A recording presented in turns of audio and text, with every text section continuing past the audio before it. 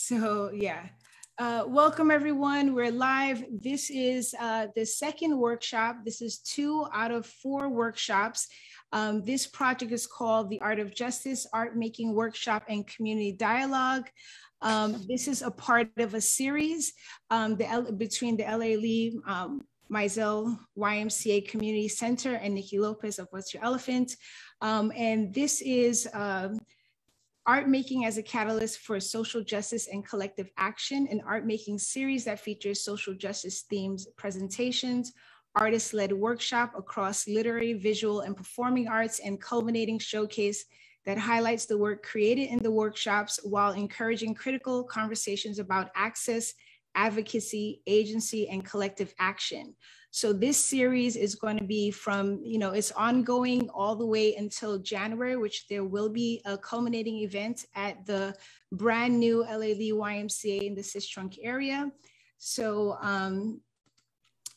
that's what we have going on today. If you want more information, if you go to what'syourelephant.org/the art of justice, you will see more of the program. So my name is Niki Lopez. I'm an artist. I'm a social practitioner, founder of What's Your Elephant, and I had the pleasure to work this project with the LA Lee YMCA. This project is being funded by the Community Foundation of Broward. And thank you all for being here. We have some people on the Zoom. We also have some people watching on Facebook. So whether you're live with us or going to watch this on the replay, you can participate in the workshop. And there is going to be an opportunity to showcase that work in the upcoming virtual showcase. So that's a little bit about me. I'm going to pass it on to Gabe to do a little intro on him, and we're going to get to the artists leading the workshop as well as the special guests. Thank you, Niki. I am very thrilled and happy that all of you are connecting and deciding to take this time of the day to just really spend some time with us and be creative and try to continue to push those juices inside of you that creates and that makes things happen a reality. So thank you so much for dedicating the time to be here today. I had the pleasure to work for the Y, and behind me is the building. So when the building is up, it's almost done. You can see it when driving through this trunk and you see the building. Will be phenomenal and fantastic, and we can't wait till we can have all of you inside of our building, and also be able to share this type of events and activities within those walls. So thank you so much for taking the time again. And Niki, I'm sure tonight's going to be a great, another great event. Yes, thank you.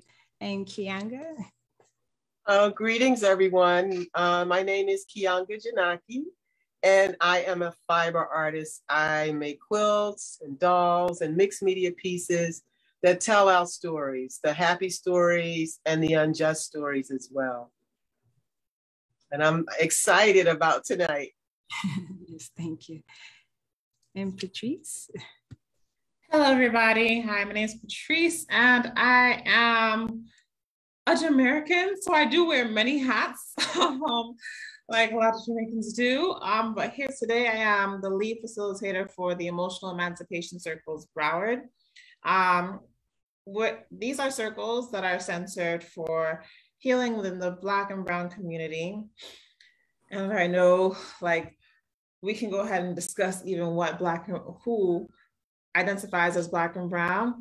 However, we're not going to go all into that today. I will like to say that these are just safe spaces for people to come together and defy the lie of Black inferiority and white superiority, which is the basis of all racism.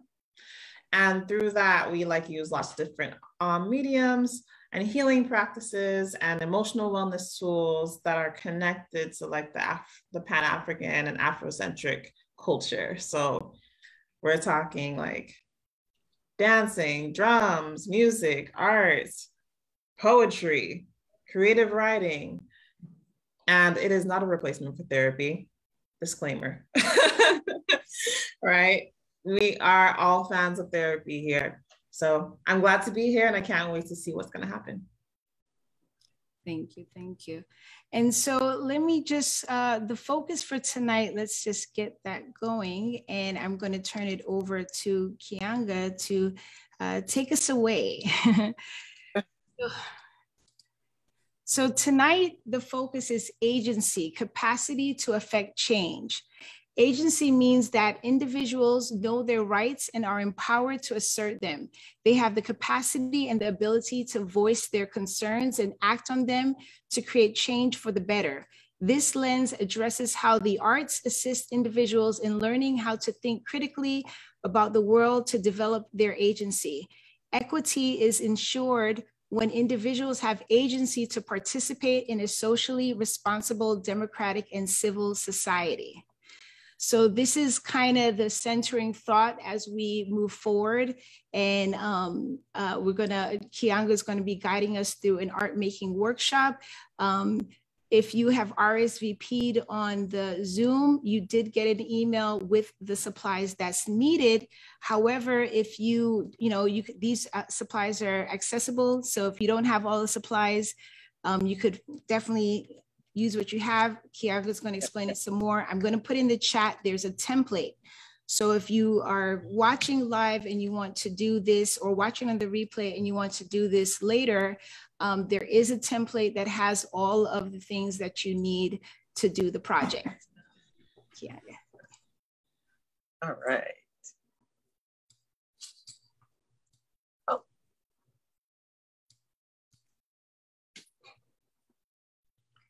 Let's see, to make sure.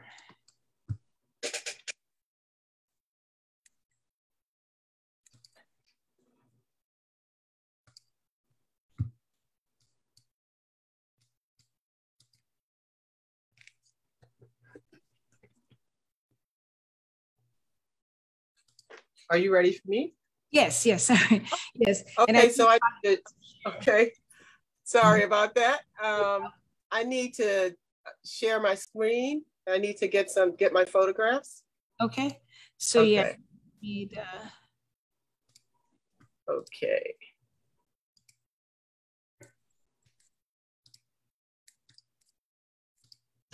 Oh, okay.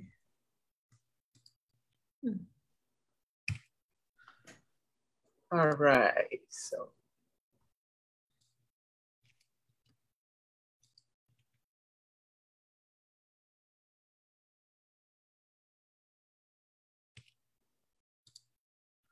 I think I'm missing some of my supplies. Let me get some more.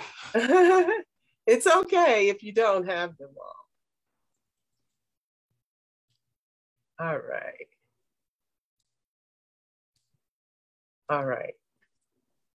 So our project tonight is the Justice Fabric Collage. As artists, we have the power to affect change with our art forms, whether our medium is music, dance, poetry, visual, clay, photography, or quilting. It's our way to speak up and speak out. I'm Kianga Jinaki, and I am a quilter and fiber artist, and I use my quilts and my dolls and my mixed media pieces to tell our stories, to tell the stories that make us happy, to tell the stories that we want someone to hear. And then I'm going to share just a few pieces of my work. This is a piece that I did. I call my quilts protest quilts because I'm speaking out about things that I feel like need to be made public. For example, we always talk about America being so great. Well, where did that greatness happen? Where did it start? What's the foundation of this country? And the foundation of this country is slavery. The foundation of the US economy is slavery. So this is a piece that I created to recognize our ancestors' contributions. It's called Reparations. This was another piece that I did, speaking out, using my art to speak out. I was in a group show. Where do we go from here? And as artists, we were asked to create work that addresses where we think we should go after all the protests. And here I'm just showing you images of Black folks living their lives. And I feel like that's what we need to be free to be who we are without having to worry about how others see us and perceive us. And I feel like they need to check themselves. This was a piece that I created in honor of James Baldwin, and he always spoke out about injustice. This is fabric and words and paper and beads. This piece is called Police the Police, and it has the image of Black people who were killed by the police, who were unarmed. Many of them were struggling with mental illness, and the police were called to help with the family, and the person wound up being killed. This is a piece that I did to honor Harriet Tubman. If you recall, she was supposed to be on the $20 bill. Well, I put her on one anyway. And this quilt symbolizes power, wealth, wisdom, and freedom.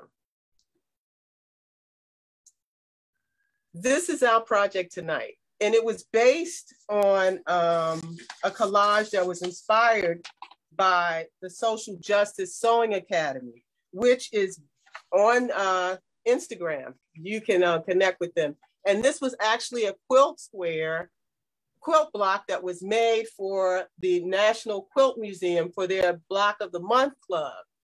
And so they designed this piece, and there was a lot of controversy about it. Basically, they're showing the word injustice, and the pencil is technically erasing the in part. So we just have justice. And that piece that we're focusing on was created by the Social Justice Sewing Academy, which was started by Sarah Trail. And this is a quote that she said: "When you create art about an issue, it becomes timeless.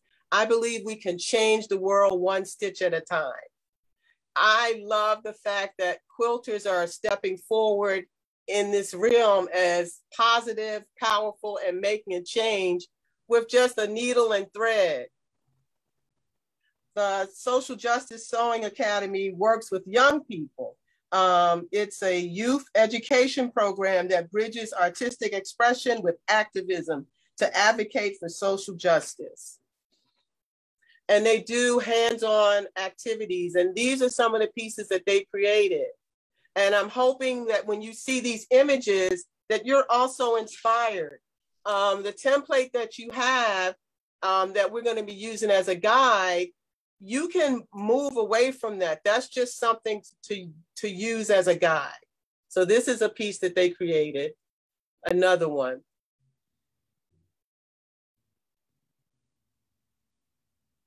I love their work. Unlock your noise, youth voice. This piece on Trayvon Martin, which was created by Sarah, I feel was the impetus for starting. It was a foundation piece that the Social Justice Sewing Academy did for the Remembrance Project. And the Remembrance Project is a national community textile project led by sorry, I'm nervous. You're doing great. The Social Justice Sewing Academy. And each of the pieces honors the lives of someone who was lost through symbolism and through a portrait. So this was the first one. Breonna Taylor, this is another one that was created. And you can participate. You can go online. You can go to their Instagram site and inquire about creating a memorial, a remembrance block.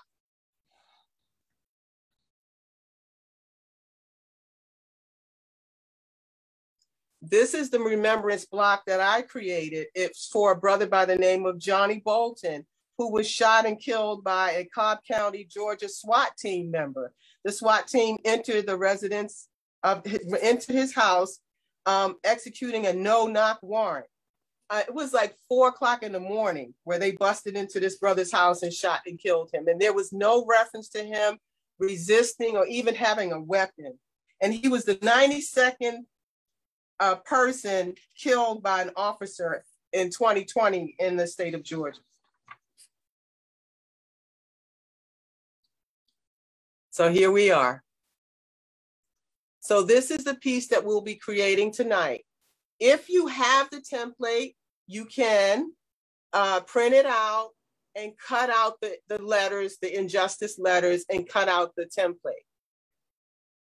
You could also, you could either do that version, or you could do this. You could just put an X in front of the N, or you could create a completely different, what represents injustice in your life? And what would you like to illustrate? So these are the things that you're going to need to make that template, to make that collage, sorry. You're going to need a 9x12 canvas or a 9x12 piece of paper. You can use construction paper. You don't have to use fabric at all. You can use newspaper. You can use crayon. Okay. You're going to need some scissors to cut your letters out. The colored pencils are for you to be able to trace the letters on the fabric and cut them out. And then you need a glue stick or some Elmer's glue so that you can glue your template. And then I put, if you notice, there's a border around it. You can use African fabric to create your border. You can color your border. You can paint your border. You can not have a border. So, you know, whatever you have at your disposal, feel free. So this is a template that we have listed in the chat that you can print out. The top letters are showing you how to place it. And you'll notice that there's a line through the J. So no letter should be under the J when you place it. And then there's the template for the top of the pencil with the colors coded as it goes. And you're going to cut those pieces out. The bottom letters are the letters themselves that you're going to use to make your collage. If you don't have access to the template, just draw the letters, freestyle yourself, draw fat letters. I know when I was growing up, we used to make fat letters and cut them out. So just draw the letters so that you can have those to cut out. Once you cut out the letters, you're going to have to place them on the fabric in reverse. For example, for the justice, if you can see here, I have the letters to the word justice. You're going to have to put them in reverse and trace them onto the fabric on the wrong side of the fabric. Okay. And once you do that, so you're tracing the word justice from your black fabric, and you're tracing the word, the front of the word in from your gray fabric. And you'll notice that those letters are also in reverse. Okay. Once you cut out your letters, then you're going to have to cut out your pencil. So what I did in the template here, you see, I have it kind of color coded, but you can also just cut the whole shape out, right? So that's what I did here. I just cut out the shape. And I'm using the yellow for the pencil, and I have it on the wrong side. That's the reverse side of the fabric. And when you put the shape of the pencil, you're also going to trace it in reverse. Okay. And then the eraser, you're tracing that also on the wrong side of your fabric. And if you're using African fabric where you can't tell the right from the front from the back, or any fabric that you have, if you can't tell the front from the back, just pick one. And you just know you're going to use a colored pencil to trace it. Or if you're comfortable, you can just pin it down and cut it out, or you can hold it, or you can use a piece of masking tape on the back of the template, on the back of the pattern piece, put that down, and then use that to trace it. So you're going to trace out your letters in reverse on the black for justice, Or if you want to do a whole different word, you want something else erased, you can write down the letters for that. So that's where we can adapt this project to what you really want to say. So you're going to cut out the pieces for your pencil, and you see them up in the corner. Here, I'm showing you how you trace them, and then you cut them out. All right, this is just showing you the word injustice, how it's supposed to be set up, and the bottom again is the pieces. This is for the top of your pencil, just below the eraser. You're gonna cut that piece out, and you notice it has green, and then that Y is yellow, and then green, and then yellow. So what I'm showing you here to the left of that is you can take that template, put it on top of the green fabric, and trace around the shapes, right? Then you're going to complete that and cut. Those are your 3 green sections of your pencil, the top of your pencil.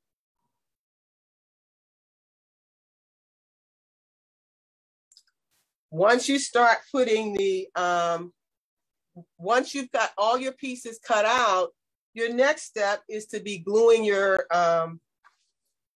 letters down. And you'll notice that there's like a little X there above that N, because when you get ready to glue your stuff, you got to pick up your pieces to glue it. So you want it so that it's lined up the way you want to. Just make a small mark at the top of each piece, so that once you put the glue stick on it, or once you put your glue on it, you can go back to that space. Also, this square at the top, the eraser, the end of the eraser that kind of looks like it's a part of it is missing. That's the part that you want to kind of line up with your end, because what that's symbolizing is how you erased the word, the first part of the word, the I and the N.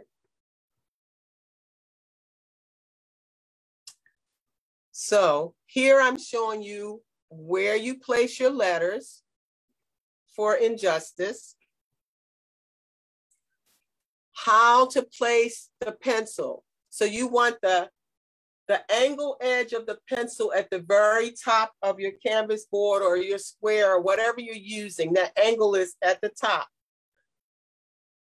You want the eraser, the end that a part of it is missing, to be just above your end.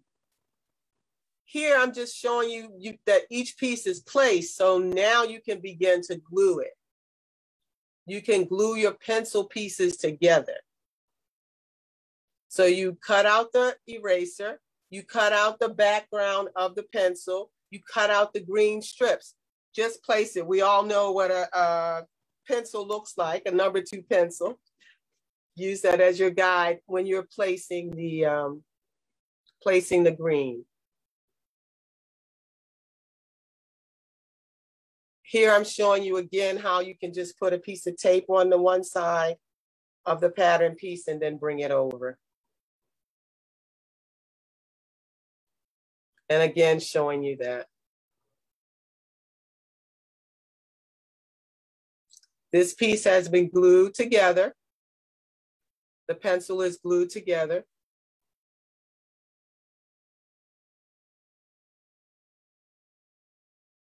Okay, hold on. Do I have any questions right now? I want to just kind of check in with people. I'm going to go to the chat. Peace. Okay. All right, so I'm going to close that up. Okay. So at this point, we're working on our pieces, right? We're working on our pieces. And we do have like a couple of, not questions, but a comment. Yes. So we have Kathleen Dean, who is the producer of the Miami Fort Lauderdale 48 Hour Film Project, but also the director of Victory Theater, the YMCA, LA YMCA's Victory Theater. She said, quilters are amazing artists. She's in the chat. We also have on Facebook, Donna said, very nice. My niece is using an old glue, but finally got it to stick. Yay, yay. Yeah. And also I wanted to give, since we're going to be starting the project, I did want to give a little time to some airtime to Patrice. So to kind of, if you could give an example of how do you use your art or your platform as a vehicle for agency and equity? What do you feel is missing? What is a barrier or perceived barrier, and what's an opportunity? So any of those, if you could kind of speak a little bit to that. I wanted to give you like a little space for that. Okay. Okay, yeah. So hi, everybody. I'm over here trying to do a little bit of the project Yay. slides that I have. So this is really fun. I can't wait to see everyone's projects. So with the emotional emancipation circles, because how are we achieving agency with these circles? And I would say that it is through the disillusionment of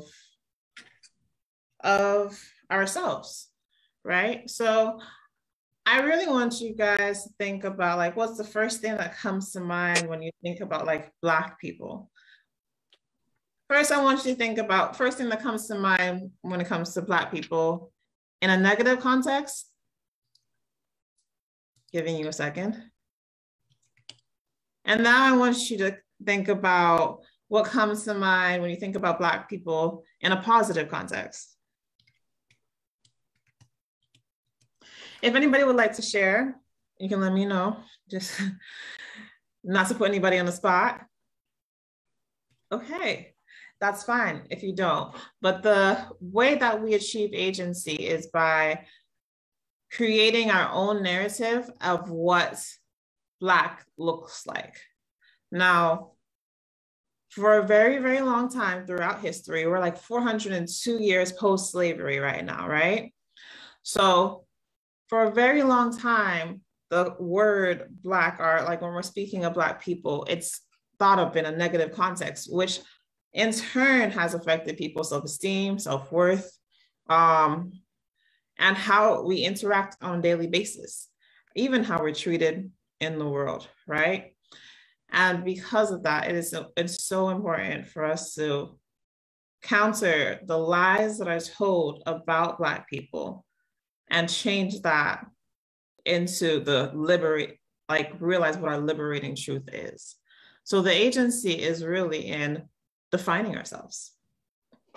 So not going by the definition of what we are told we are, but knowing who we are. So if anyone here knows who Amos Wilson is, Amos Wilson has a famous quote that says, can anyone guess what I'm gonna say? If we don't know was somebody gonna say something? No. All right. If we don't know who we are, then we are whoever somebody says we are. Yeah. So if we are not defining ourselves, then we are whoever someone says we are. Blanche, were you gonna say something? I'm sorry. Yeah, it's interesting that you asked the question for us to think about something that was negative. That's not how my brain works. So I was like, okay, so because they think of something negative, I don't. When I think of me, it was like, okay, so now I got to try to think of something, negative, which I'm not going to think of myself. So I was like, okay, so when you think of Black people, what do you think of that they think? I mean, it's a whole list of things.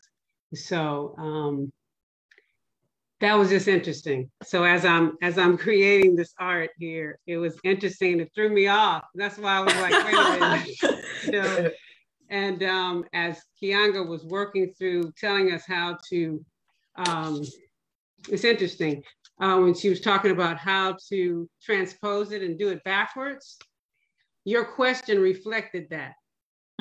Because as you were asking me to do something that's backwards to me, and I was about to type to Kianga privately, Kianga, now how do I do this backwards? You know, so. Like this is backwards thinking, and I'm glad that that's backwards for you. Exactly, it is. For a long time, and I feel like it takes intentionality. Like you have to be intentional to really think positive about ourselves on a regular basis. Like one of the biggest battles that we will go through as people in general, are the battles in our minds.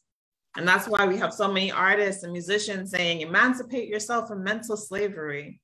And it's not a joke, it's real life. And it's very, very easy to kind of just go through the motions and think that everything's fine. But to really look at yourself and to do some self-reflection and to decide for yourself who you are on a daily basis empowers you and empowers us as a community if we do it collectively. So that's what we do with the circles. We incorporate drumming, we incorporate dancing, music, poetry, meditation, yoga, all forms of arts in our healing practices so that we can heal together as a community. I can't lie, like the last time that we met up in person, we did a little dancing. And oh my gosh, that was what liberation felt like to me. And no, like a lot of us didn't know how to dance, which is okay if you're Black, just in case you didn't know, because I'm one of those who cannot dance. But it was really But nice. you can move. That's all that's required. You can move. Exactly. I can move. I can enjoy myself. I can feel the rhythm and just like breathe.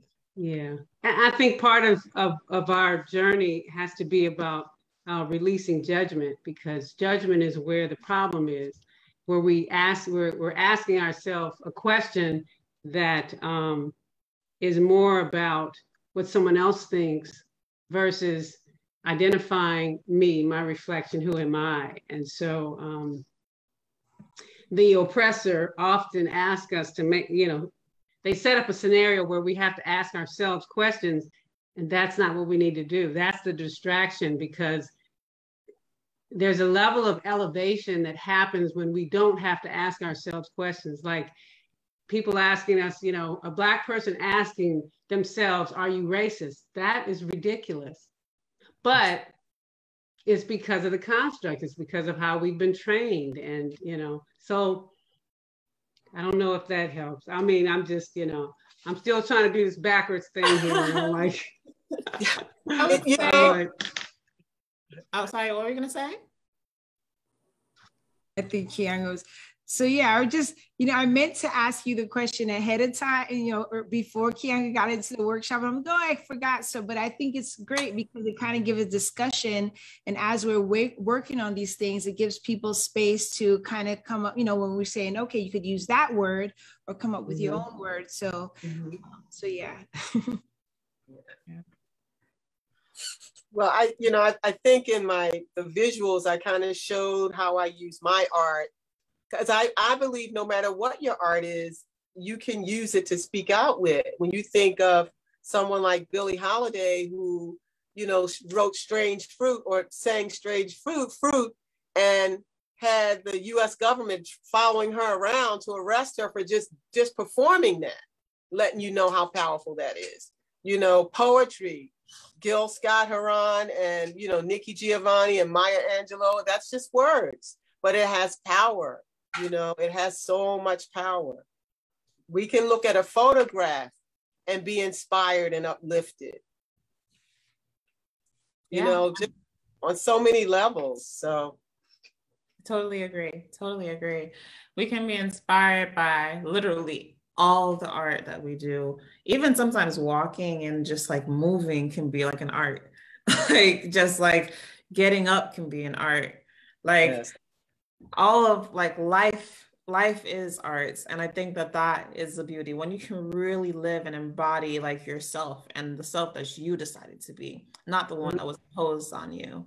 So, like, I don't know. I didn't see anybody mention any of the negatives that have been told by us, like Black people are always angry, or they're lazy, or they must work twice as hard, or like they're thugs, right? Are always violent and things of that sort. Here's a big issue, right?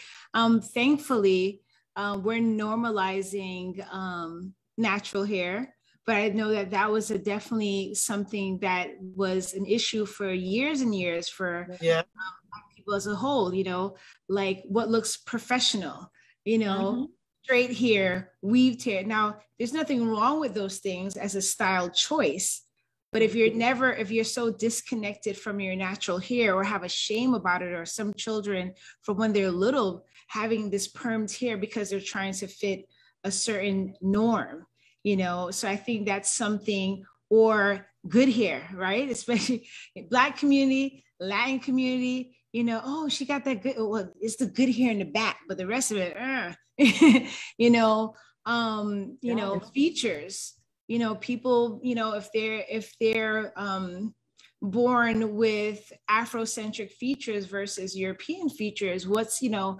I have a cousin in my family, and, you know, like her mom is old school, right? So she remembers, and she has such trauma about like her mom going like this to the babies, because old wives' tale is like, if you do, that's going to help to thin the nose out, you know? And she had a wide nose, so she had to, you know, actually do the work for herself to kind of break free into like, not only am I not accepting that, but I'm going to love the nose that I have. So, you know, images, you know, when we talk about art and we talk about imagery, you know, a lot of times I talk about like even design, right? When people turn on the TV, they open a magazine, those are the image and standards of beauty that we're given. A few years back, I actually did a What's Your Elephant workshop, and a lot of times it's collage based, right? Primarily. And so we had all these magazines, people donate. Sometimes people feel like, oh, you do collages, right? Here's a magazine. I'm like, no, I'm not the collector of the magazines. But anyway, but what was interesting, it just so happened that particular workshop, what happened to be all, you know, like people of color. So as they're going through the workshop, as they're going through the magazines, trying to cut out things, what came up in the process of making the art is how little representation was in the magazine, you know, and there were different types. I had like literally a box with at least 50 magazines. So then they made a little game to try to see how many persons of color, Black people, natural hair that they could find, and that became a thing. So when we talk about images and beauty and standards and negative things towards, and, you know, in other races, other nationalities, they don't have to face that as much as, you know, someone within the Black community. Or I would also extend that to people of color, because, you know, I'm Afro-Latina, right? So a lot of South America like to pretend that the slave ships didn't pass through there as well. So, you know, even that, you know, when I say Lopez and people are automatically, oh, so was it by marriage? Like, no, that's my family name. We come in this color too.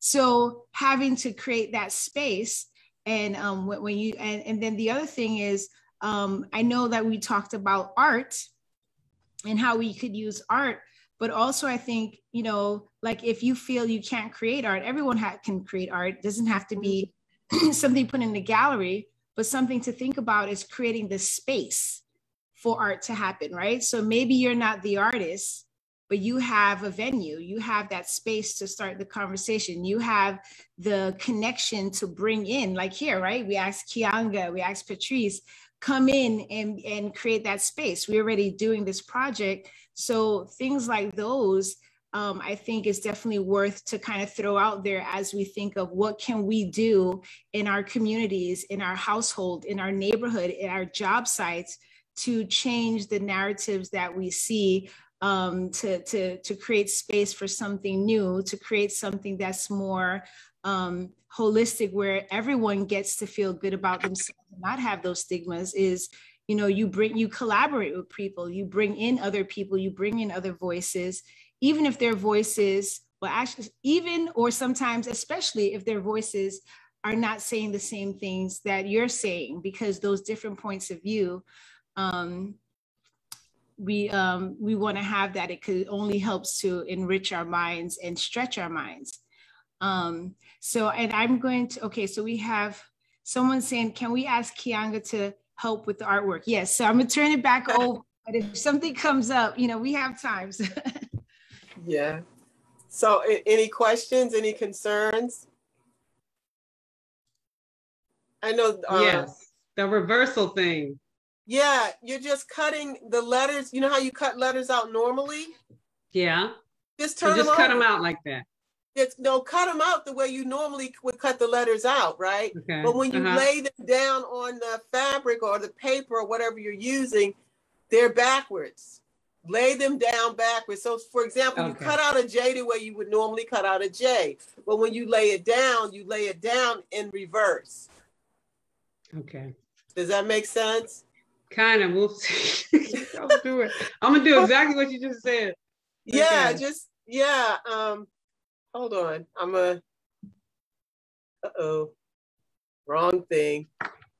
Because I did the end for the, you know, injustice, but I did it normal.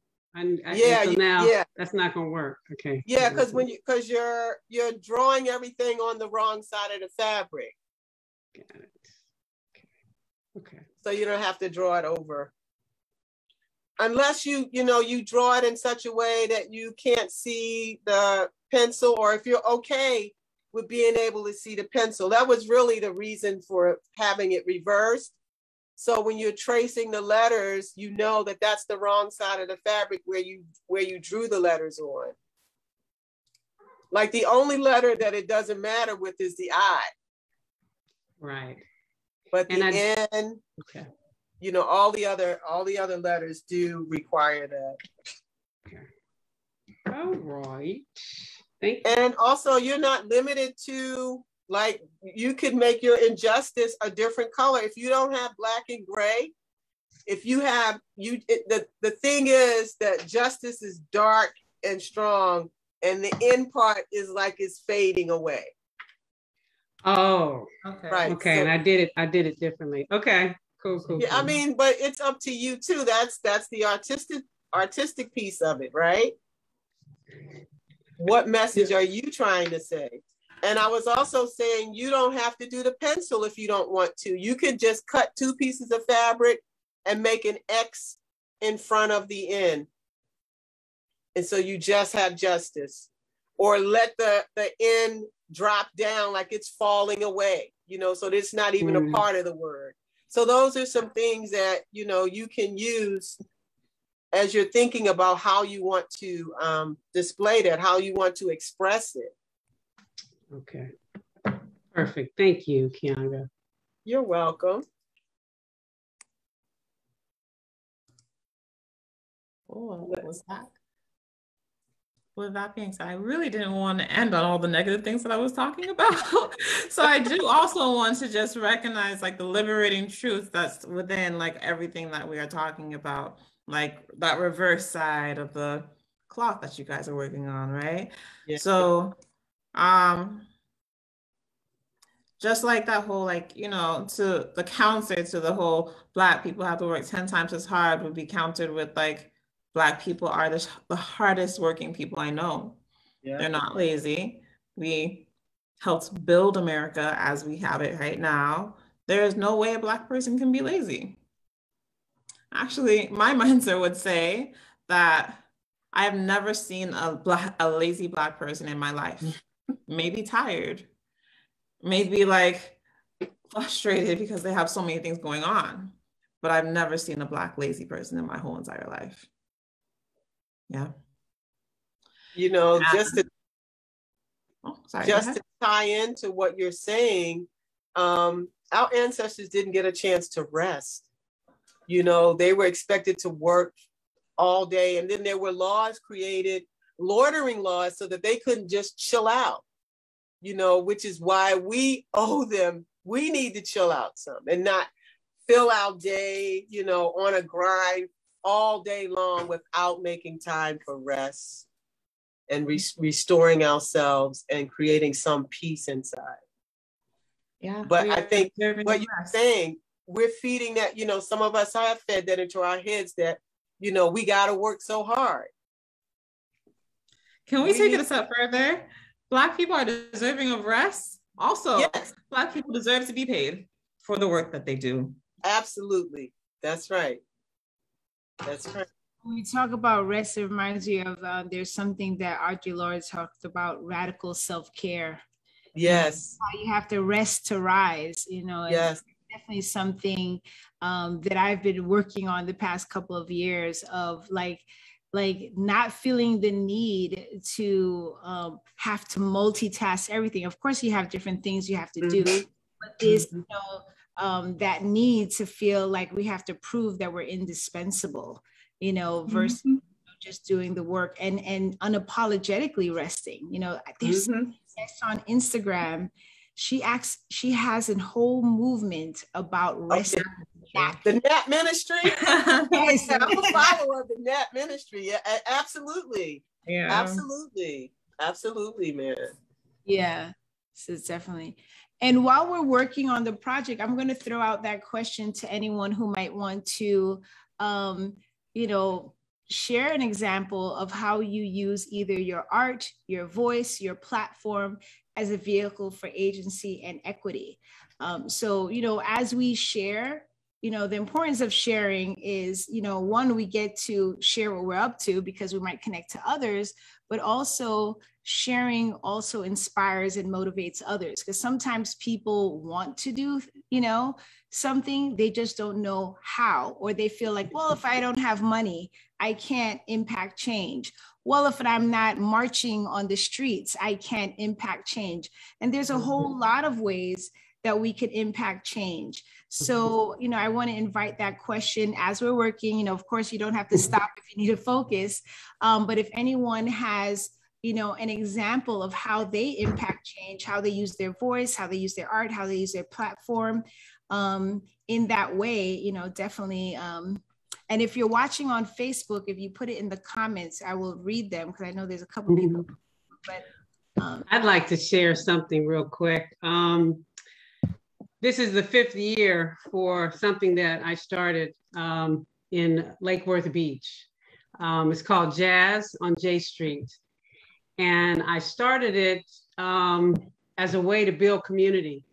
And I wanted it to be our face on what jazz is. I wanted it to be about us, and that our history and everything that relates to jazz comes from the African experience.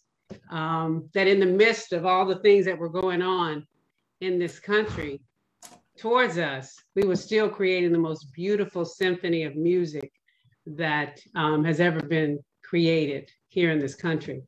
And so that is the classics. When they talk about the classics, you know, that jazz is that. So I started that. And for me, it's a community builder, but it's also the most political thing that I can do.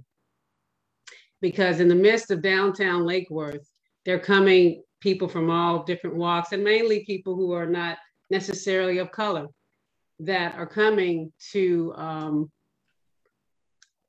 understand, to embrace not only the music, but those who create the music, because there is healing in that. So that's one of the ways that I do that. And I'm a flautist, so music is like breathing for me. And the ancestors come through me with that sound, because breath, of course, is life. So. Sure. Yes, thanks for sharing that.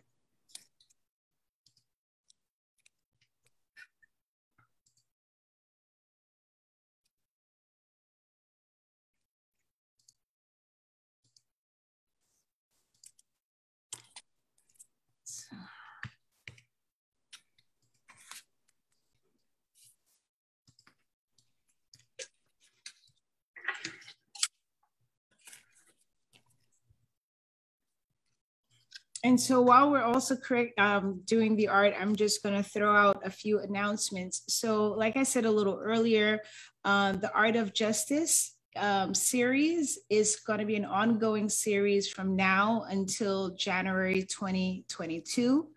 Right now, we are virtual because the LA Lee is being rebuilt in Sistrunk. It's going to be a brand new 4-story building that's going to house a black box Victory Theater. There's going to be also an MLK I Have a Dream gallery wall space. So, you know, this program is virtual, but once the building is open, it'll be transitioned into in-person, you know, hopefully locally. So if you're in South Florida and you could get to downtown Fort Lauderdale, the Sistrunk community, definitely look into checking that out. Hopefully by, you know, probably before the culminating event, we'll have some opportunities to have the work on display. So we have, you know, each of the lenses that we're going to go through. We have the art making workshop and community dialogue like we have tonight. Then on a Saturday afternoon, we have a virtual showcase. So once you completed the work, if you are doing the project online with us, you could either email or text, you know, try to take the best picture that you can with enough light that really shows your piece as best as you can, and email it to me. I'll put my email in the chat. You could also submit it on the call to artists. And so you're invited to share that work because it'll be on the showcase. We'll be showing a slideshow of some of the works that we've done. If you're watching this on the replay, August 28th, so August 28th, which is a Saturday, 1 to 3 p.m. Eastern Standard Time, we have a virtual showcase. It would also feature a performing artist. So the performing artist for that, for the showcase, for the second showcase will be Alana DaCosta. She was on with sharing, you know, doing the workshop with us when we did the first series. So she is the performing artist. There is also call to artists. So if you're an artist that has work, you know, centered on social justice or centered on any of the the 4 lenses that we're focusing on, please submit that work. So it will be virtual showcases. And if you're an artist submitting work and you're available for the virtual showcase, you'll be given an opportunity to talk a little bit about your piece and where people can find your work. And so each of the showcases will have an opportunity for open mic, hint, hint, flautist. Excuse me. And they will have one featured artist, performing artist. So if you want to share your musical talents with us, definitely join us on the showcase. I do see Kianga put in the post, and I'll put it on the Facebook. On Instagram, she is Social Justice Sewing Academy. So that's SJSACADEMY. She's also Kianga Art _gallery. So both of those, you could, you know, connect to her if you want to get that. And, you know, and also Patrice, well, I think I have your Instagram. I'll put it in there, but if you want to put it in the chat. So if you go to whatsyourelephant.org/the art of justice, you will see all of the dates. There's also RSVP links already there. So you could RSVP, get a, you know, a reminder. So July 31st, I'm sorry, August 28th, we'll have the virtual showcase. Then we have September 16th, we'll have another workshop in community dialogue. We have, and then September 25th will be another virtual showcase. October 14th is another workshop. And so we also have Ade, if anyone knows him, he's a powerful poet. He is going to be leading one of the virtual workshops. So he's going to be showing us how to create a written piece, a spoken word piece, a poet piece. So there's different forms of expression. We did collage and word art. Now we're doing some fabric art. We're going to be doing some other visual arts as well as spoken word. So, and he's also going to be performing. He's going to be the featured artist for that section where he's going to do the workshop. So definitely go to the website, and you could, if you're on Instagram, if you look up Niki Lopez Creative or What's Your Elephant, you'll see the links to this. And Patrice has Emotional Emancipation is her Instagram. And I'm going to also put that in the chat in Facebook for some of us who's watching it. So the showcase is on the 28th. I need the work to me if you're not, doing this live or you can't complete it by Wednesday, the 25th. So you do have some time to work on this. And as long as I get it by the 25th, it will be on a part of the slideshow and virtual showcase on the 28th. So.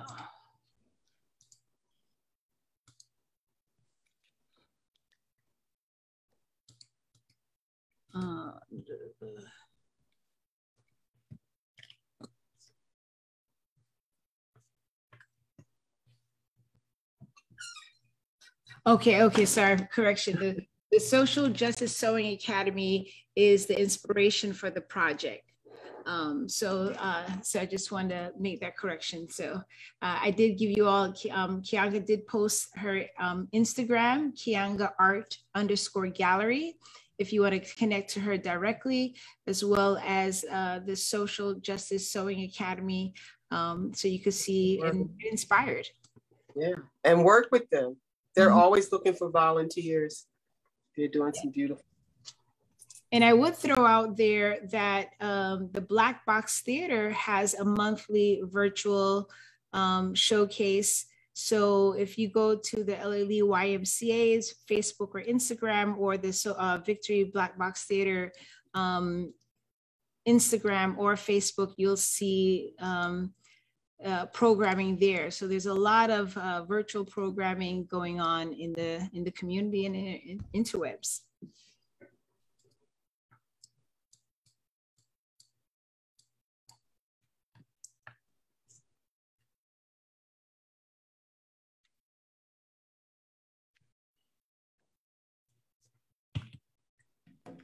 Yes, and also I would like to let everyone know, like, we do have full moon healing circles. This month is the Aquarius full moon. I'm an Aquarius, so I'm excited about this one.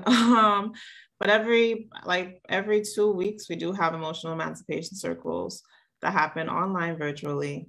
If you guys would like to join in and just help your community or help yourself with that collective healing, we would love to have you there.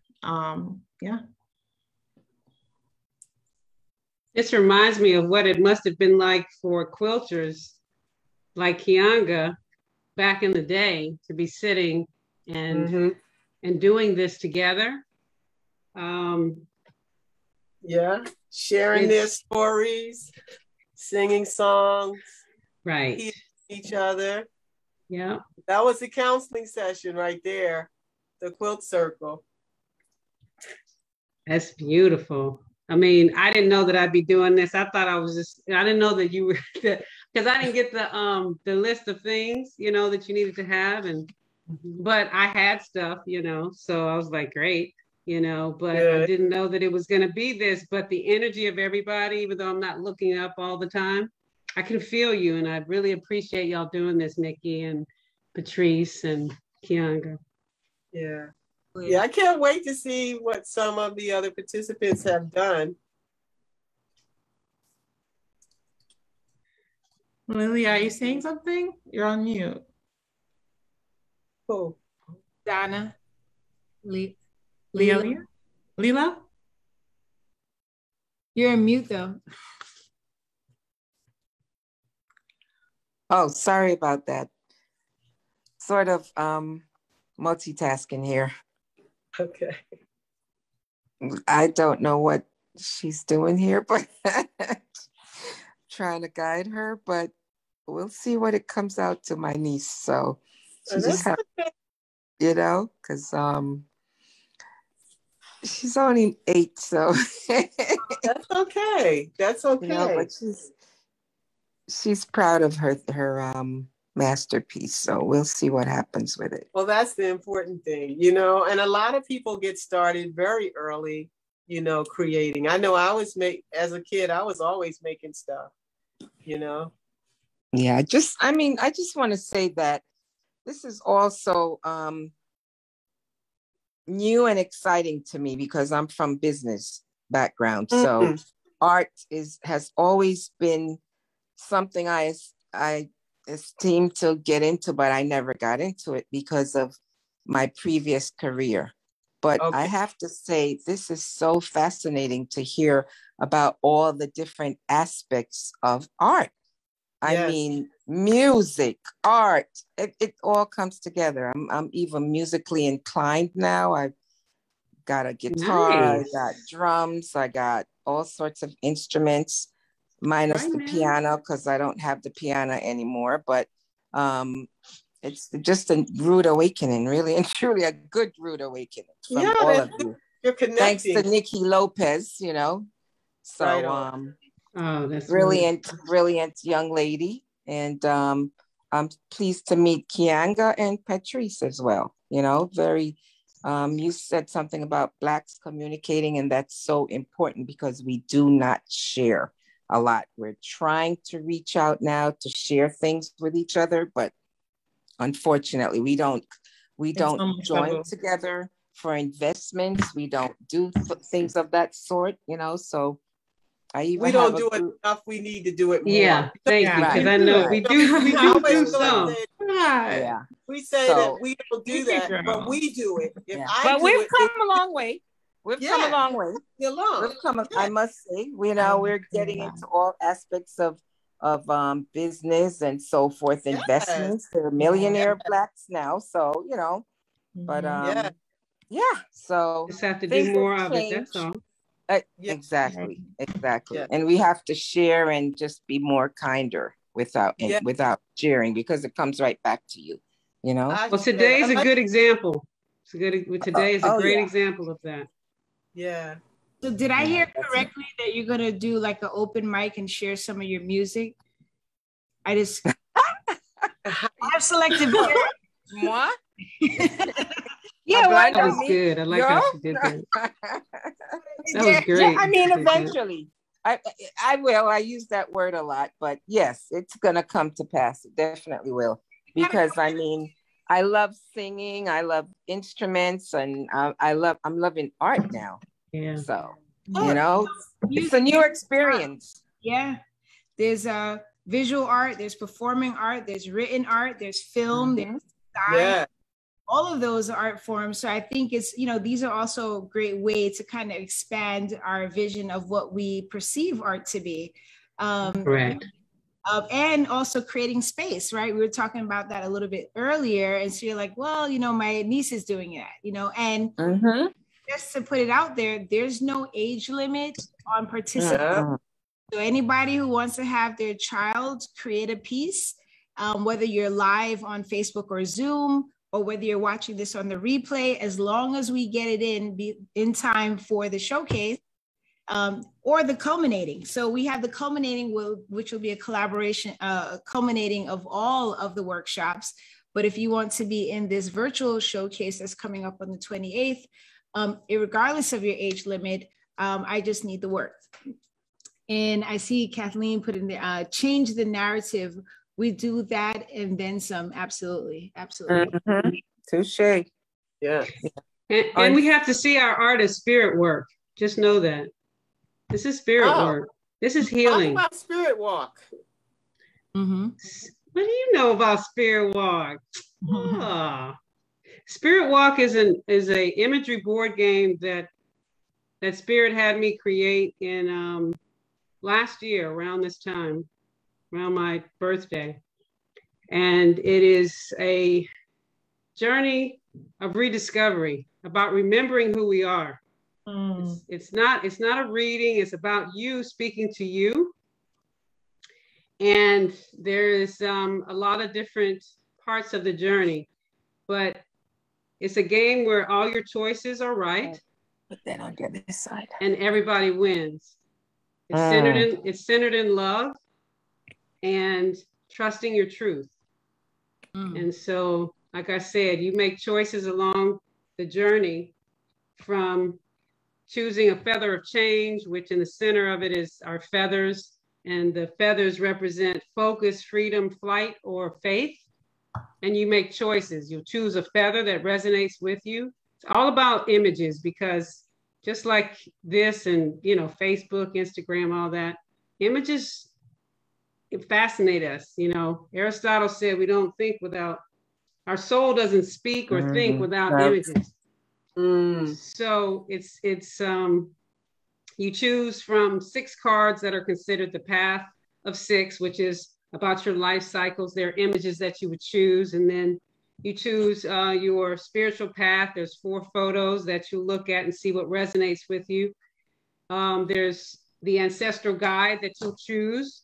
Again, it's all about the images. So again, I'm not doing anything. All I'm doing is facilitating, and I just had to create it because Spirit said to do it, and I listen. I have a tendency to listen because Spirit and the ancestors do not play with me. So, so that, you know, there, and then there are more pieces of it. There are sacred objects that you choose from. There are other cards that you choose. But like I said, it's all about remembering who you are. We forget. And that's why when we ask questions like, what are the negative things?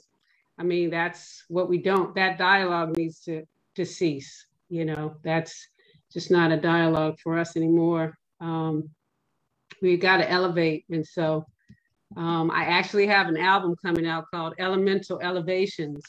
And it's music as well as I do a lot of, I used to call it poetry, but now this level that I'm at now is more about spoken word activations. Love it. You know, because I begin my day and end my day with Ashe. And so this is, because Ashe is about activating things, you know. So thank you for asking about Spirit Walk. And I do it every Wednesday in Lake Worth Beach, but I also do it outdoors. And I have a pop-up actually this weekend in one of the parks, Bryant Park in Lake Worth Beach. But I'm thinking about doing it in Boynton and in Broward too. I've done some in Broward as well. So I am a mystic. I'm a musical mystic and a game changer because of Spirit Walk. So yeah, so that's musical mystic. Yeah. Yeah, I just returned from a retreat in June. I don't know if you're familiar with Dr. Elder Malidoma Somé. He wrote a book called The Healing Wisdom of Africa. Oh, It's extraordinary. And it's all about the elements. It's based on the Dagara cosmology. So I say all that to say, because music is spirit. You know, if you're a musician, if you're an artist, you are medicine, women and men. Just know that that's what you are. You are art, medicine, men and women. So we have to more so claim things now than the other. Good for the soul. Yes. Oh. Yeah, You absolutely. know, yeah. There's another art form that I left out earlier when I was talking about art forms, and I think cooking is one of them. There's a series now on Netflix called High on the Hog that traces Black cuisine and this impact on our palate from the beginning of time here to the present, you know, and blending spices and making things that you wouldn't think would be delicious to taste delicious. To me, that's an art form. Yeah. You know? That's an art form.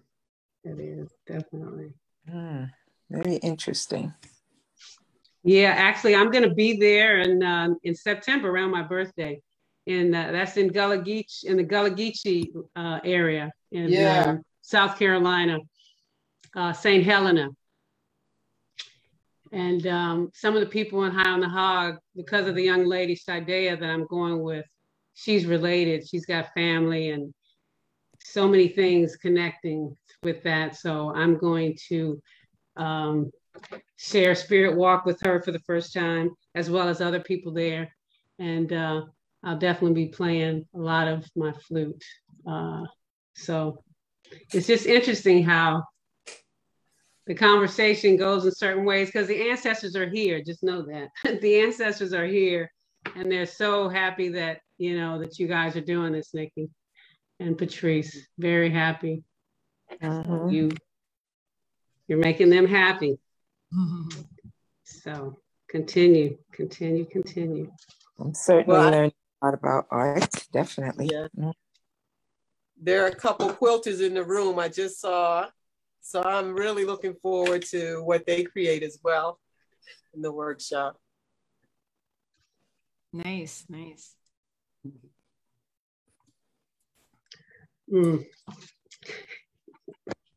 Max, do you know Dr. Ramona? Are you Dr. Ramona LaRoche?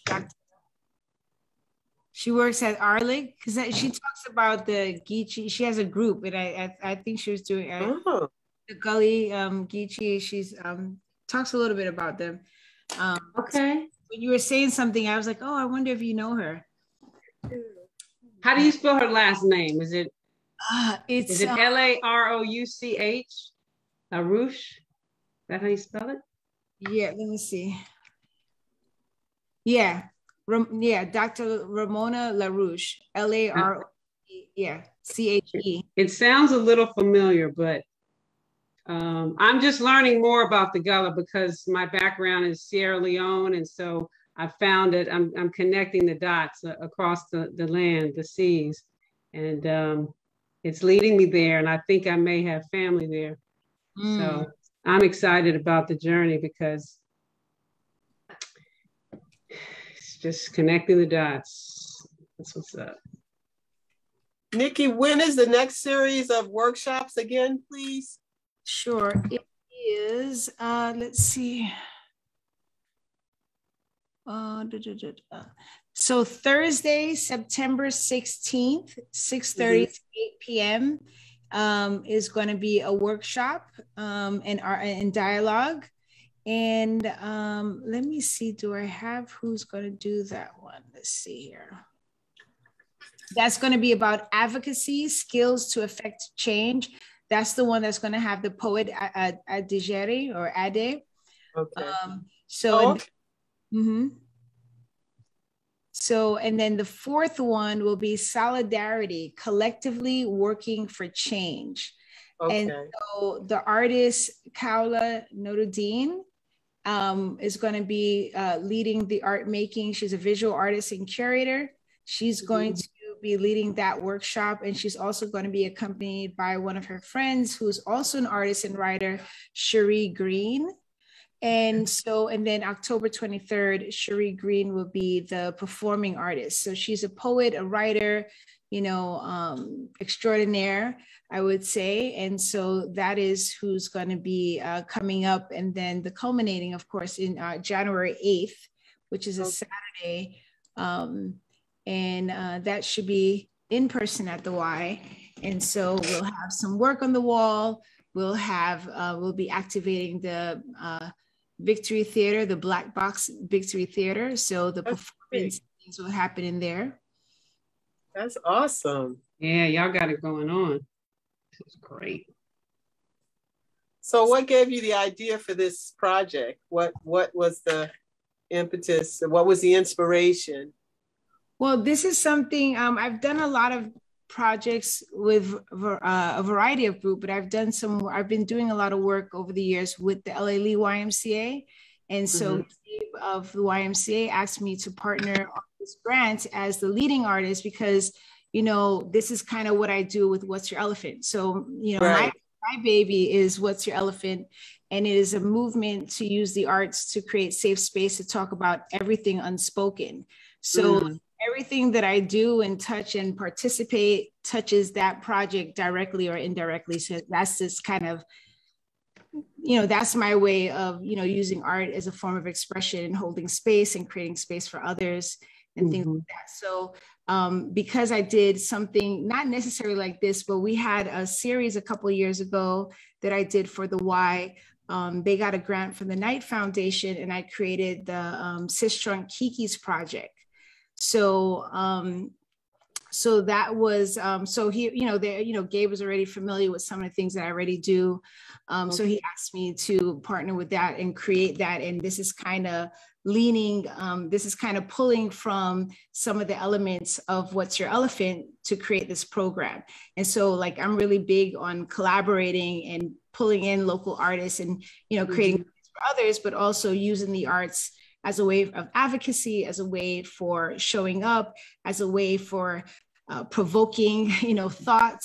And so that was the thing. And so I actually reached out to a couple of my creative colleagues and friends, Kaula and Alana, who's helping me, kind of behind the scenes with organizing it. And so, so I came up with the name, the concept and things like that, the art of justice. So I'm very much into symbolism. So like even the logo is an Andikra symbol that was, because that's another way of, educating, right? Because some people are like, what's this? And they're like, oh, good, look it up, and there's also a way to kind of normalize traditional African culture and kind of get people away from this colonized religion, colonized practice that we're used to. And so whether some people ask that question or we talk about it, that's just a way to indirectly throw that in there, a part of arts and culture and symbols. So that's something that I'm very intrigued by, and how art is, as a form of education, a form is reaching out and sharing. So we kind of put together, this program and, asking, leaning to Kaula, like Alana, who told us about Patrice. And even though I know about you and your work, Alana was like, oh yeah, Kianga could do one of these workshops. So we kind of have these meetings where we kind of talk about, okay, who are some people that we want to bring on? So the intentions was really getting an artist to lead a workshop and have a conversation and engaging the community and, using the arts to, to share their voice. But also giving inspiration and motivation of what they can do. And then we wanted to add to it to have like a special guest speaker on each workshop that their work centers on social justice. So each of the artists who is participating, we all can have, we all are connected to social justice and art, but just really wanting to give the community more of a solid background of each of the lenses that we can. So that's why we're like, okay, who can we reach out to deepen the conversation and the education as we have this space and we're creating this space for communities. So that's just kind of, some of the nuts and bolts behind the project and, what I do and what I create and what I'm interested in, so to me personally, I'm just motivated by things that has impact and community, so it has to be, intentional, create impact. It has to have community. And those are the projects that I jump on, if it's not that, it's just like, it's for somebody else. Yeah. Yeah, that's amazing what you're doing.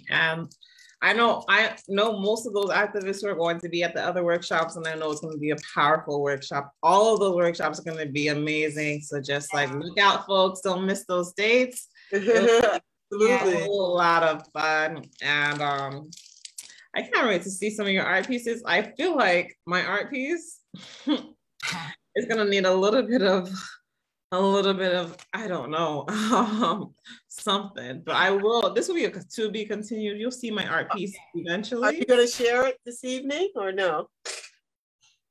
You should.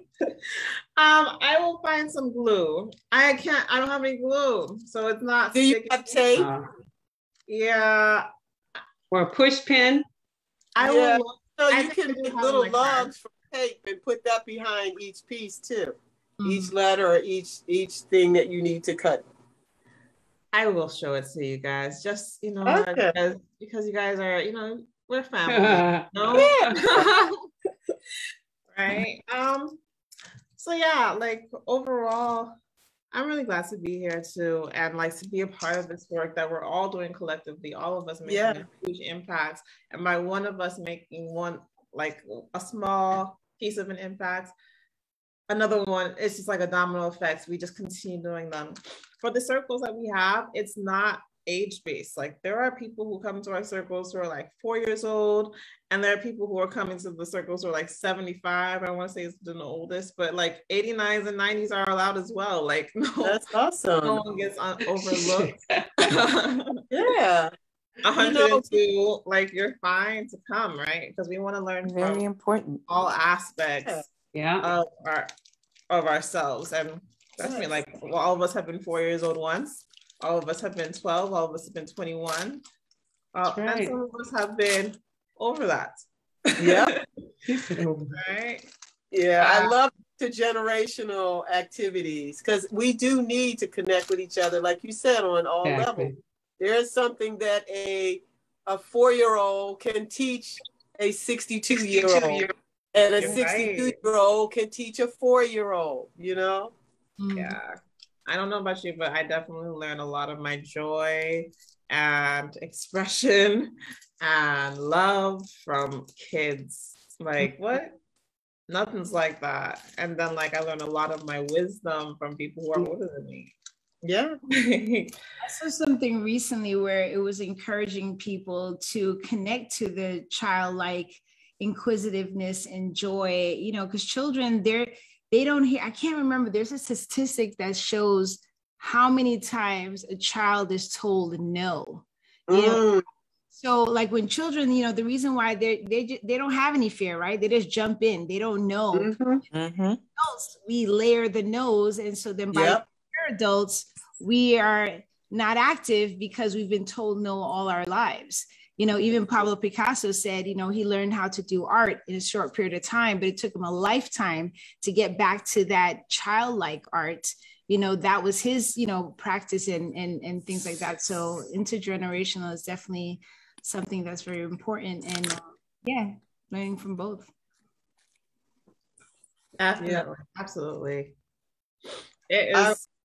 I heard a quote somewhere that an adult artist is the artist who survived as a child, because we have that energy in us as a child. And like you were saying, Niki, there's so many no's that are laid on us, you know, and then to still be able to push through that and dance and play music and paint and take photographs, you know, all of those things. Absolutely. And be creative. Yes. Yeah. I just sent everybody my picture. Oh. There it is. Oh, that's cool. I love it. Hold it up again. I love that. Let's see that again. Wow. That looks really good. Yeah. So, well, I used the rope. I used rope, and then it's a burlap kind of bag. Wow. It was just, I'm thinking ancestors. It all came together. Right on. Right on. Well done. Kianga. Yeah, thank you for sharing. So we're getting to that part because we have like a half an hour left, where I do want to invite people who have either started or completed the project. And I'm hoping Blanche could, you know, talk a little bit about some of the inspiration. I know you mentioned some of it, but if we could kind of share, you know, what we have and some of the, you know, some of the story behind it. Well, this fabric is special because I received an award at the National Smithsonian Museum of African American History and Culture. And this was the fabric that was inside of an award. Oh, wow. And when you said green and yellow, I was like, where am I going to get this? And then I saw it and I was like, I can use that. Yeah. And I literally had it kind of like an heirloom kind of thing, but I was like, you know what? I'm supposed to use it. So I can still sit it, you know, I can still use it. But I saw the circle as in the sun, you know. Okay. And then the ropes, because there's so much of the injustice has to do with lynchings and different things. So that's where that rope made sense for me to use it. It was from a little burlap bag. Okay. Said, the background is burlap? Yeah, this is like a burlap bag. Okay. And then I cut out the words justice out of that fabric. Yeah, I like that they're all those different colors. Mm-hmm. And then this was a piece of mud cloth that I still had. I said, you know what, I gotta put that in there. This is just a piece of construction paper because I was like, pink, I don't have pink. So you were creative. I was like pulling stuff together. And I'm not normally that good at this kind of art. So, but this showed me that, yeah, you are. And I was on a time frame too. I was like, oh my God, I need to finish this. So, yeah. All right. Well, thank you for sharing. Oh, thank you. Who knew? Kathleen said, love it. Yeah. And I am going to put a link to the questionnaire. So please, please, please, when you have a moment, fill out the questionnaire. This helps us to refine our approach for the next time and, and get, the feedback, which is also, it's opportunity for growth, but also how, you're connected to the project. So please, please do that. But yeah, thank you. But anyone else ready to share their piece?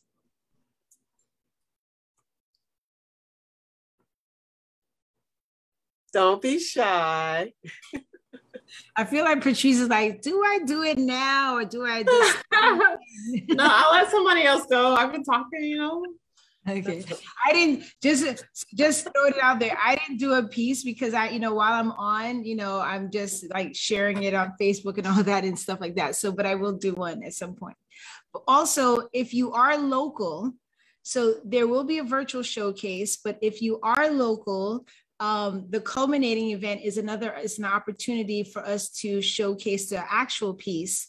So Blanche, I hope that you're able to, I'll have that for the virtual, but I hope you'll consider submitting that for the culminating in-person show that will be downtown in January. So yeah, if you can still share if you haven't finished. So yeah. Just where you are. Yes.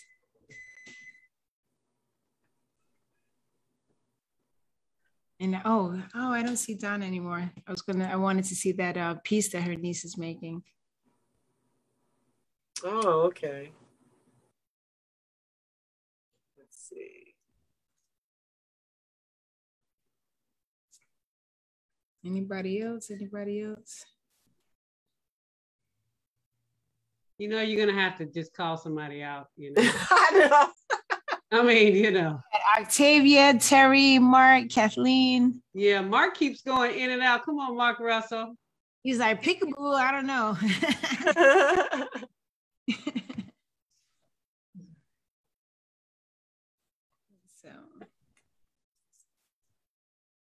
Sorry, I'm battling COVID, so I'm not in the best shape tonight.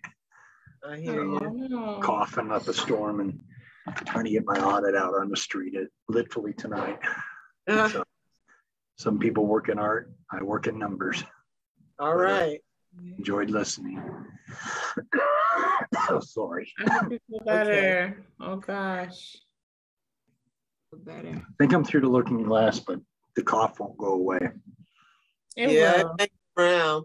It will eventually, but it does hang around for a while. Yeah. Day 12. Okay, well, thank you.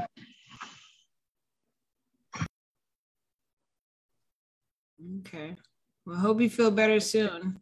Yeah. It's wonderful that he joined us for that. Yeah, absolutely. Beautiful. And I want Kathleen, because Kathleen made a lot of positive comments. Right.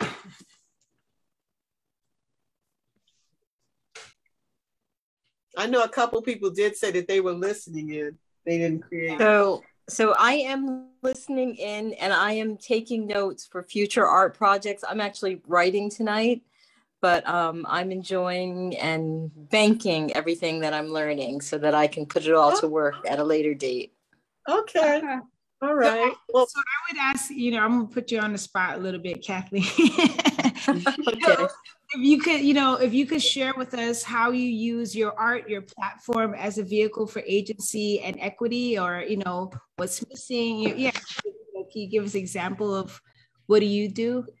Sure. I am the director of arts and theater performance for the Victory Black Box Theater at the new LA Lee YMCA. Okay. Mizell Community Center. It's a mouthful, but it's going to be just as fabulous. Yeah. So I'm putting together an arts program for the YMCA, and I'm super thrilled to do that and connect with artists in the community.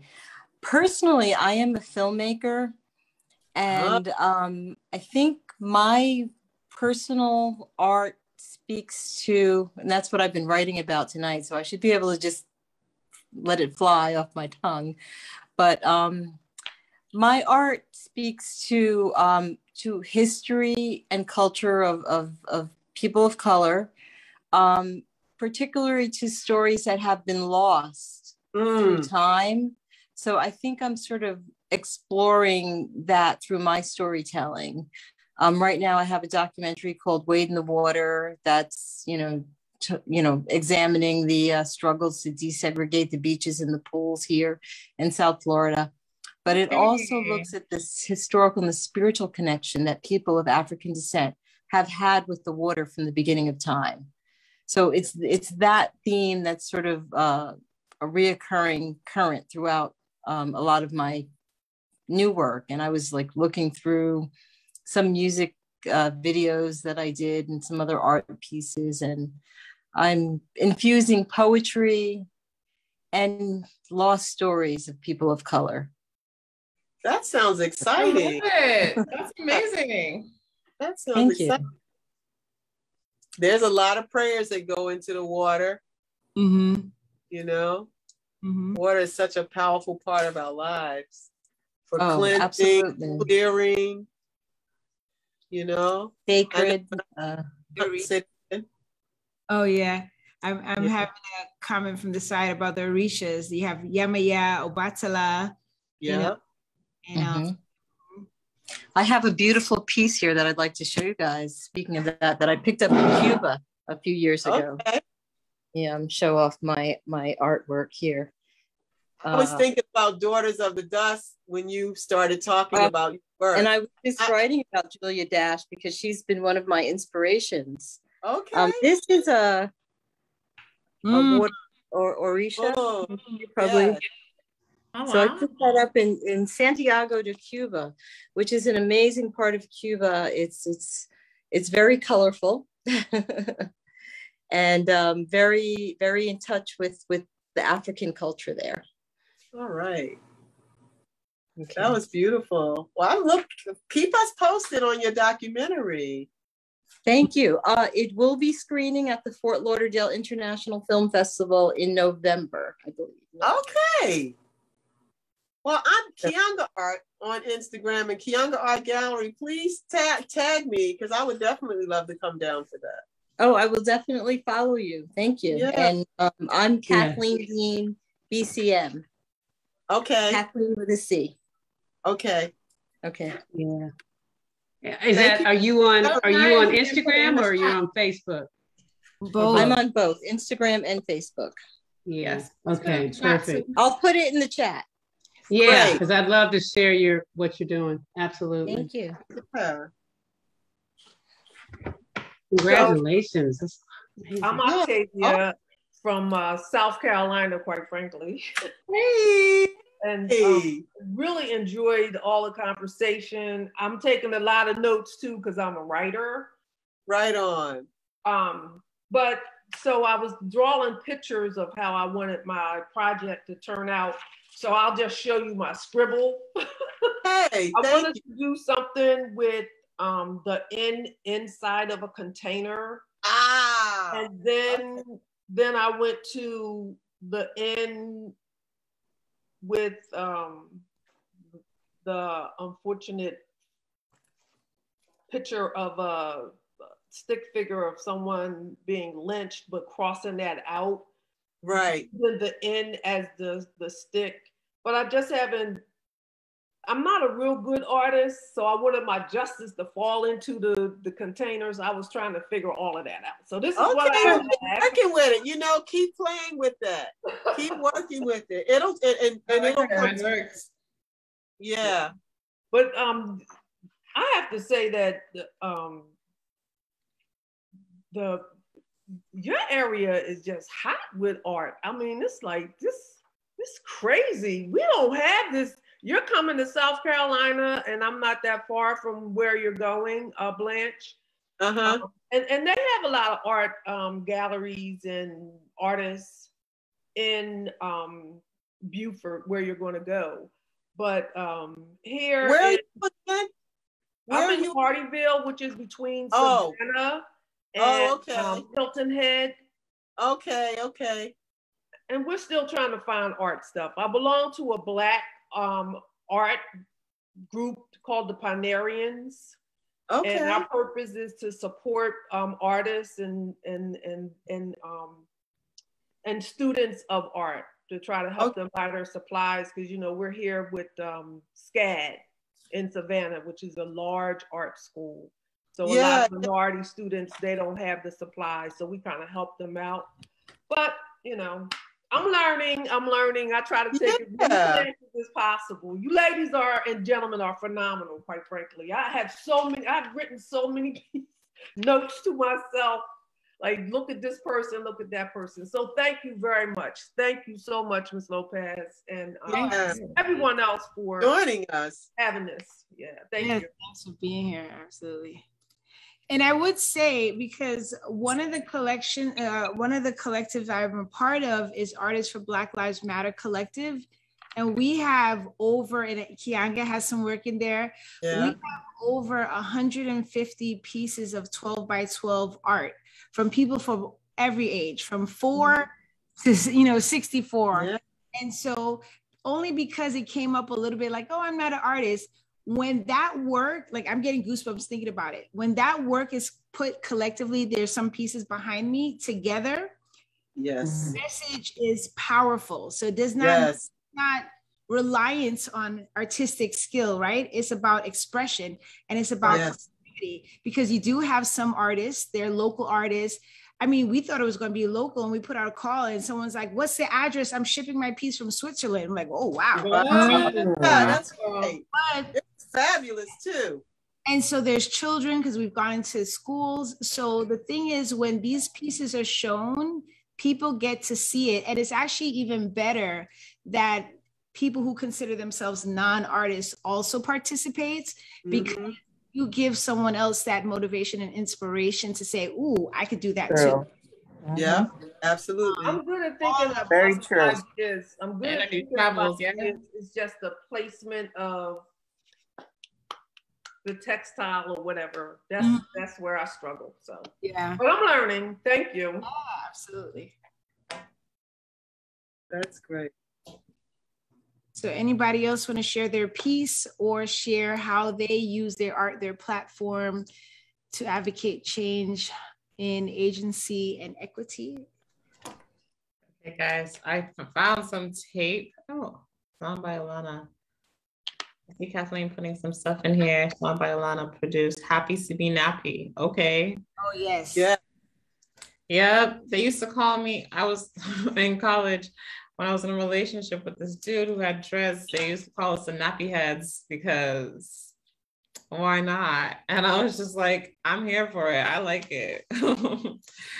Yeah. All right. So I'll show you guys my art piece. All right. So here it is. All right. Oh, that's nice. Yes. Nice. Yes. That I have at my house. Nice. So Injustice, I picked a pink background just because I have been leaning into like my feminine energy lately.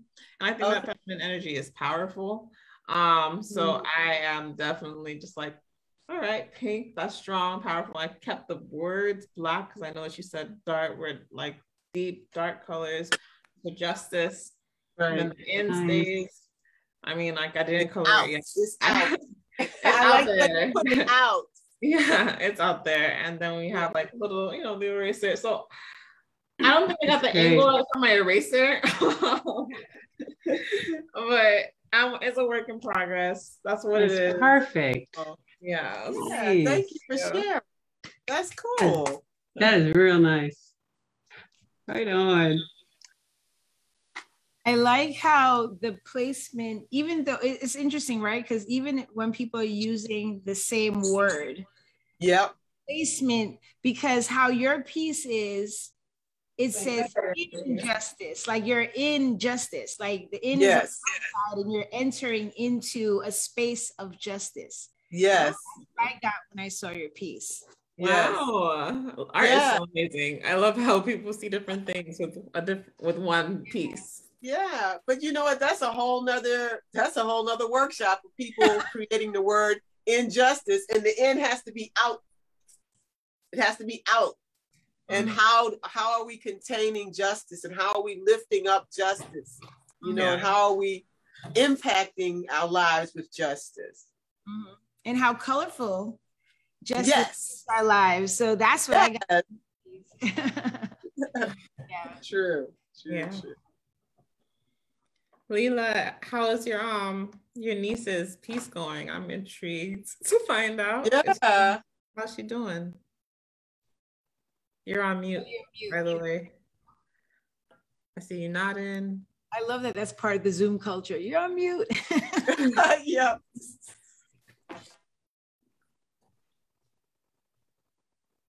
I see we have Terry.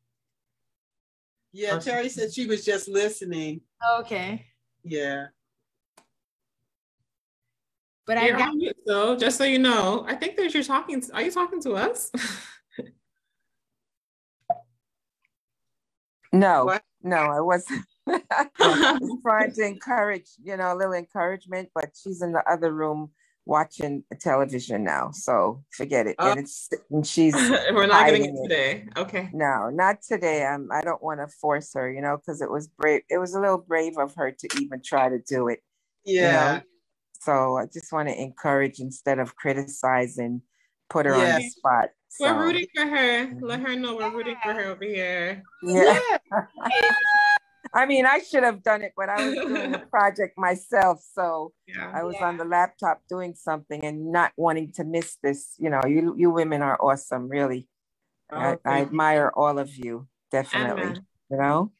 Thank you. Really. Each of you have some type of artistic talent, and that's admirable, really. Because art brings out so much in your spirit. It's so much emotions, and it's good, really. So, and I just want to add that even when people are just listening, it's still powerful. It's still changing. Still gathering the information that they can do somewhere. Like I literally had someone that participated in a workshop some years ago because they wanted to support me, right? They was just like, oh, I'm not going to do it, but I want to support Niki Lopez. She's my friend. Right. And they sent me a message 3 weeks later of the impact of just being in that room and listening to everyone else share what they shared. Wow. Because your elephant, sometimes it's focused and sometimes it's broad, right? So people share different things in their projects. So this person reached out to me and they went through all the things that they did. And they're like, and I mean, it was amazing. And they said, I just wanted to participate. I just wanted to come and support and listen. They didn't do it right. Workshop. They didn't talk, they whatever, but they were still profoundly impacted. So that's good. Just want to get it out there for, we participate, but even as listening, we're still participating and, getting that information. Absolutely. It's like when I listen to poetry, I may not be participating in any other way except I'm listening, and I'll go home and I might create a whole new piece of work or music, or dance, just seeing somebody do that can inspire me. Absolutely. Like definitely. Like so true. So true. Yeah. And listening is important. Yes, it is. Definitely. I'm definitely going to create a poetry piece. Yeah. I can't wait for Ade's group. I'm not going to lie. Like, his poetry workshops are always bomb.com.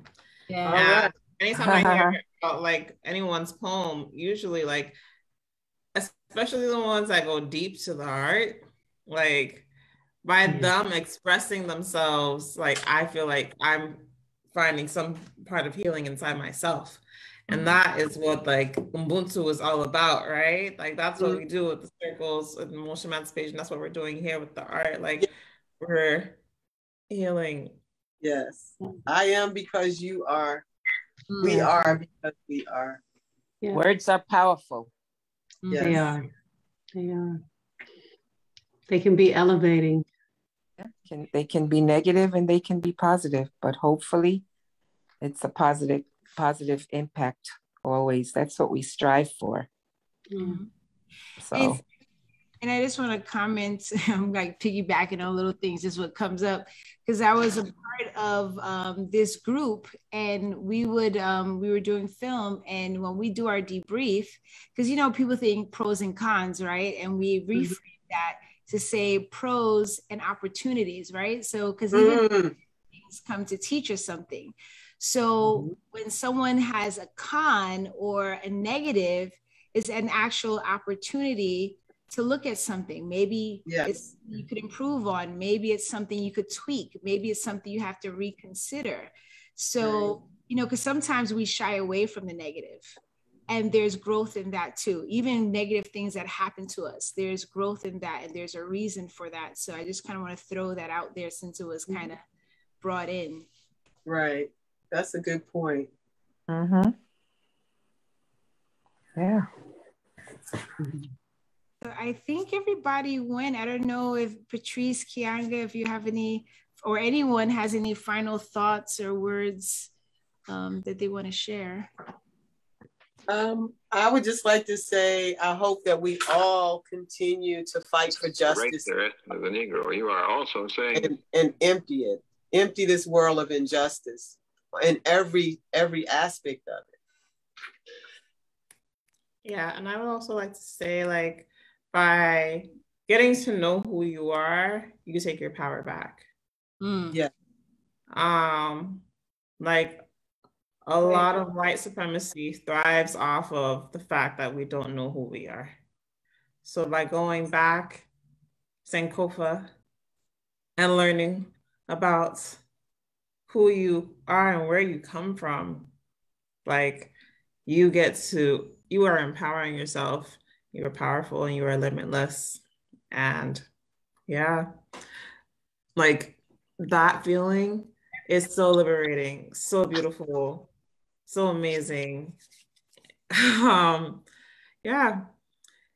But it's also, you know what, Patrice, you said something there, but it's not only knowing who you are or where you come from, but accepting that, not trying to change what you know or where you come from. Be proud, accept, and move forward in a positive way.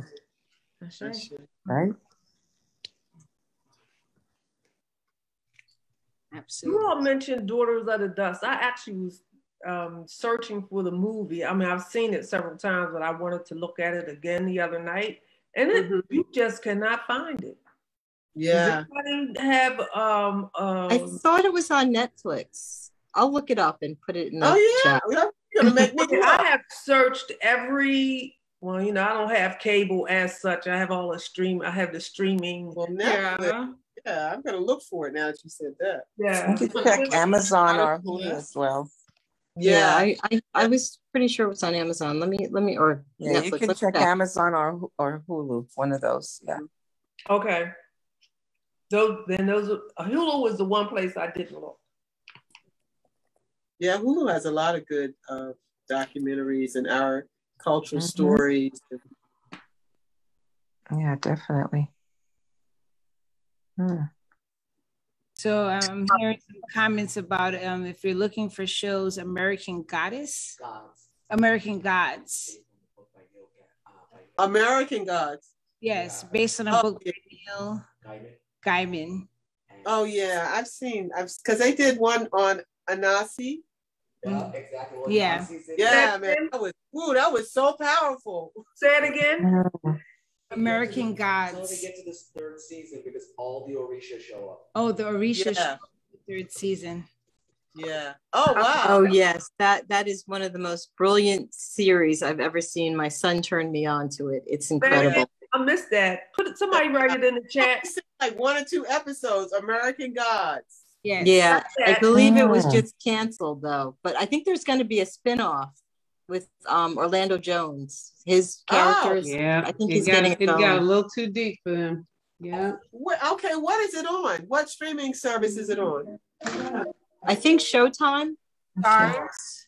Stars. Okay. What's it called? I'm sorry, say it one more. American God. The other one's based on his other book, the sequel, Anansi's Boys. Anansi's Boys. Exactly. Oh, that's gonna be good. Nice. And I'm just gonna share in case anyone's interested. I'll put it in the chat.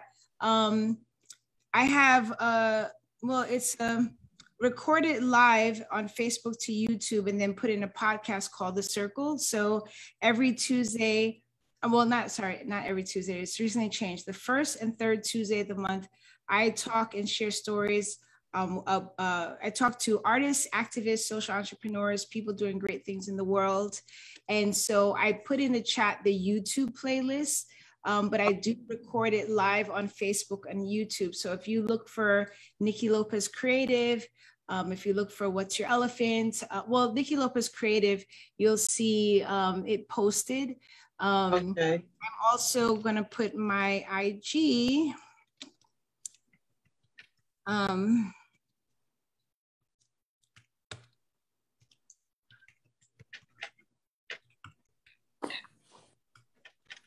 So I have